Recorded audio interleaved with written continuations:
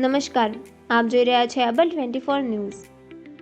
મહેસાણા જિલ્લામાં ફરી એકવાર લૂંટેરી દુલ્હન ગેંગ સક્રિય બની હોવાનો ચોંકાવનારો બનાવ સામે આવ્યો છે।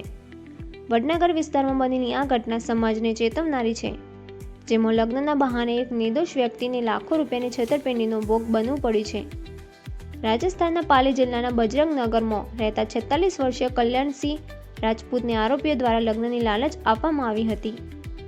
આરોપીઓએ તેમને વડનગર બોલાવ્યા હતા, જો એક હોટલમાં યુવતી બતાવી લગ્ન નક્કી કરાયા હતા। વિશ્વાસમાં લઈને બાદમાં તેમને અંબાજી નજીકના એક ગામમાં લઈ જવામાં આવ્યા, જ્યાં ફૂલહાર પહેરાવી ખોટા લગ્નનું નાટક કરવામાં આવ્યું હતું।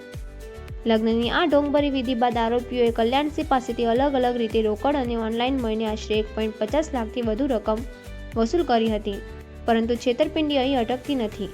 પરત ફરીતી વખતે ગેંગના સભ્યોએ મળીને પીડિતની ગાડી રોકી હતી અને તેમને માર્યો હતો। એટલું જ નહીં, તેમને માનવ તસ્કરીના કેસમાં ફસાવી દેવાની, જેલમાં નાખવાની તેમજ એન્કાઉન્ટર કરવાની ધમકી આપી વધુ રકમ પડાવી લેવામાં આવી હતી। આ ઘટનાએ સમગ્ર વિસ્તારમાં ભયનો માહોલ ઊભો કર્યો છે। આ મામલે મહેબૂબ, ઇમ્તિયાઝ, સોનુ મહેસાણા, પ્રિયંકા, રાજુસિંહ અને પિન્ટુબેન ડાબી સામે ફરિયાદ નોંધાઈ છે। પોલીસ દ્વારા આ આંતરરાજ્ય ગેંગ સામે ગંભીરતાથી તપાસ હાથ ધરવામાં આવી રહી છે અને અન્ય સંભવિત પીડિતોની પણ શોધખોળ શરૂ કરવામાં આવી છે। પોલીસે લોકોને અપીલ કરી છે કે અજાણ્યા લોકો દ્વારા આપવામાં આવતા લગ્નના પ્રસ્તાવો અંગે સાવચેત રહેવું અને કોઈપણ પ્રકારની શંકાસ્પદ પ્રવૃત્તિ જણાય તો તરત જ નજીકના પોલીસ સ્ટેશનમાં જાણ કરવી।